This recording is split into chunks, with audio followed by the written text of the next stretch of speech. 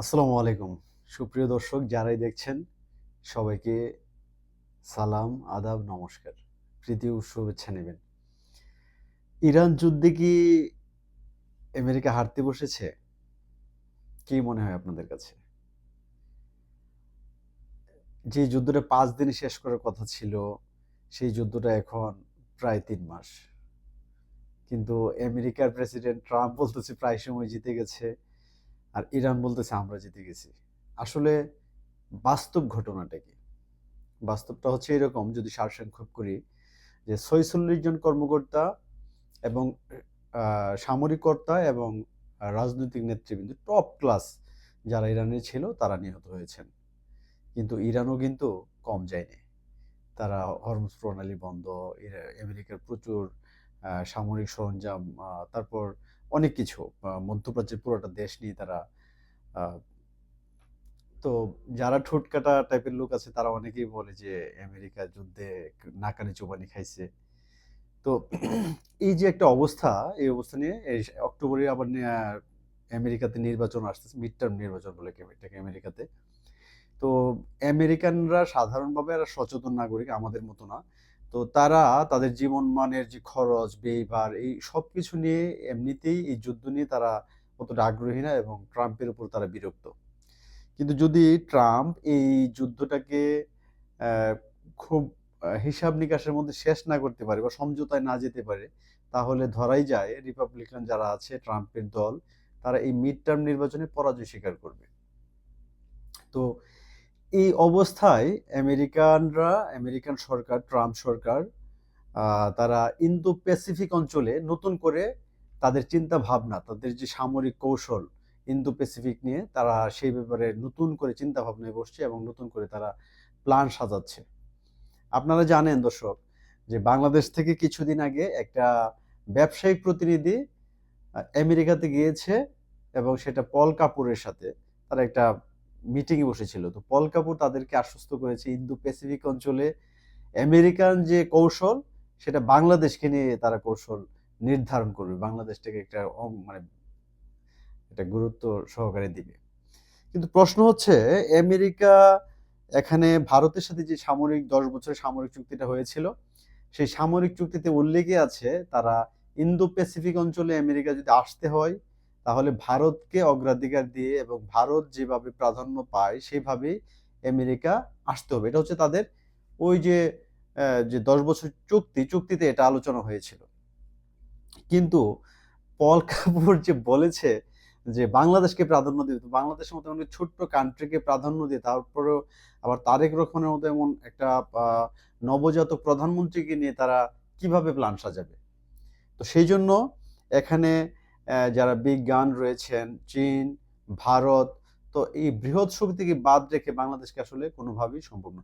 আর একটা সবচেয়ে মজার বিষয় হচ্ছে, আপনারা জানেন নেপালের যে বালেন্দ্র শাহ প্রধানমন্ত্রী, সে ভারত, বাংলাদেশ, নেপাল নিয়ে যে ট্রাম্পের বন্ধু সার্জিও গোর, ভারতের নিযুক্ত রাষ্ট্রদূত, উনি দেখা করতে গেছিলেন। তো বালেন্দ্র শাহ কিন্তু সেই সাক্ষাৎকারটি রিফিউজ করে দিয়েছেন, উনি না করে দিয়েছেন। উনি বলছেন যে না, আমি একটা দেশের প্রধানমন্ত্রী, আমি একটা রাষ্ট্রদূতের সাথে দেখা করতে পারি না। তো আপনারা সবাই জানেন দর্শক, একজন রাষ্ট্রদূত হচ্ছে জয়েন্ট সেক্রেটারি মানের একটা আশেপাশের একজন কর্মকর্তা। তো একজন দেশটা ছোট হতে পারে কিন্তু দেশের প্রধানমন্ত্রী একজন রাষ্ট্রদূতের সাথে দেখা করতে পারে না। তো প্রশ্ন আসতে পারে যে আসলে কিভাবে সম্ভব? আমেরিকান রাষ্ট্রদূত বাংলাদেশে তো হওয়ার হামেশা তারেক রহমানের সাথে দেখা করতেছে, জামাতকে ডাকায় নিতেছে। তো নেপালের মতো একটা দেশ, এটার উত্তর হচ্ছে যতটুকু সম্ভব চীন, রাশিয়া এবং ভারত মিলে যে RIC, তারা যে জোটটা গঠন করেছে, মানে এটা যেটা পাওয়ার পর, এই ভারত এবং চীন দুইটা রাষ্ট্রই কিন্তু নেপালের প্রধানমন্ত্রীকে তারা শেল্টার দিচ্ছে, সেই জন্য হচ্ছে না। এবং এই ঘটনার পরপরই আমেরিকান যে ভাইস প্রেসিডেন্ট মার্কো রুবিও, সে আসতেছে ইন্দো প্যাসিফিক অঞ্চলে তাদের এটা শক্তিশালী করার জন্য। প্রথমে নেপালে যাবে, তারপর মায়ানমারে যাবে এবং সর্বশেষ ভারতের সাথে তারা সে মিটিংয়ে বসবে এবং ওখানে নির্ধারণ হবে ইন্দো প্যাসিফিক আমেরিকান কৌশলটা কি হতে পারে। আপনারা জানেন মায়ানমারের আরাকানে যারা যে দুর্লভ খনিজ নিয়ে যে আমেরিকা যে এখানে একটা মেটিকুলাস ডিজাইন করেছে, তো ওইখান থেকে কিভাবে এটা আহরণ করা যায়। বঙ্গোপসাগরে বাংলাদেশের সাথে যে চুক্তি হয়েছে, বঙ্গোপসাগরে তাদের সামরিক ঘাঁটি, তারপর হচ্ছে কক্সবাজার নিয়ে, চট্টগ্রাম নিয়ে আমেরিকান যে একটা ঘাঁটি হবে, সেন্ট মার্টিন নিয়ে ঘাঁটি হবে, এগুলো নিয়ে তারা একটা মিটিংয়ে বসবে হচ্ছে ভারতের সাথে সর্বশেষ মার্কো রুবিও। এবং আপনারা জানেন, কথাগুলো এলোমেলো মনে হতে পারে কিন্তু একটার সাথে একটা হচ্ছে কানেক্টেড। এখন ভারতের প্রত্যেকটা যে মায়ানমার, বাংলাদেশের সাথে যে সীমানা রয়েছে, এই প্রত্যেকটা অঙ্গরাজ্যে কিন্তু এখন বিজেপি সরকার এসেছে।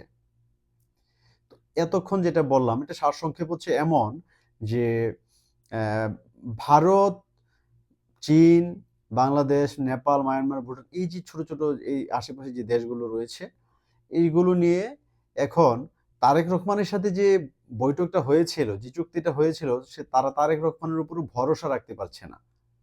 কারণ হচ্ছে তারেক রহমানের মতো এমন একটা নবজাতক এবং রাষ্ট্র পরিচালনায় অদক্ষ লোক দিয়ে আমেরিকার স্বার্থ কতটুকু হাসিল হবে, এটা নিয়ে আমেরিকা যথেষ্ট চিন্তার মধ্যে আছে।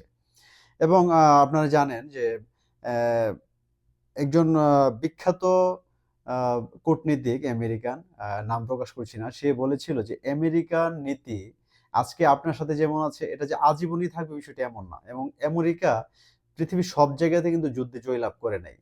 ভিয়েতনামে পরাজয় হয়েছে তাদের, আফগানিস্তানে পরাজয় হয়েছে, ইরানে পরাজয়ের পথে তারা।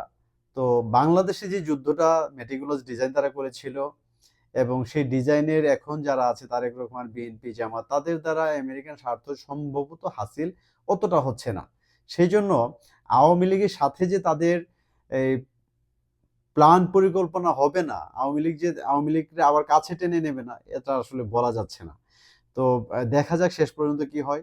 সম্ভবত আওয়ামী লীগের যে গুঞ্জন শুরু হচ্ছে যে তার 6 মাসের মধ্যে ফিরে আসবে। দেশরত্ন শেখ হাসিনা যে ঘোষণাটা দিয়েছেন যে 6 মাস অপেক্ষা করো, তার কর্মীদেরকে বলেছেন। মনে হয় আমেরিকার মার্কো রুবিওর সফরের পরপরই একটা পজিটিভ আওয়ামী লীগের যে নিষেধাজ্ঞা বা আওয়ামী লীগের যে মাঠের রাজনীতি, কারণ হচ্ছে প্রায় 60% ভোটার যারা রয়েছে তারা আওয়ামী লীগকে পছন্দ করে, এই বিষয়টা আমেরিকার কাছে এখন স্পষ্টত প্রমাণিত হয়ে গেছে। সেই জন্য ধারণা করা হচ্ছে যে আশা করা যায় হয়তোবা এই মার্কো রুবিওর সফর শেষেই সম্ভবত, যেহেতু ভারত সর্বশেষ সফর, ভারতে শেখ হাসিনার সাথে একটা মিটিং হতেও পারে। এবং দেখা যাক শেষ পর্যন্ত কি হয়। সম্ভবত 6 মাস পরে বা খুব নিকটবর্তী সময়ে আওয়ামী লীগ ফিরে আসবে, আশা করা যায়। তো সেই পর্যন্ত সবাই ভালো থাকুন, সুস্থ থাকুন এবং সবথেকে বড় কথা হচ্ছে নিরাপদে থাকুন। ধন্যবাদ সবাইকে।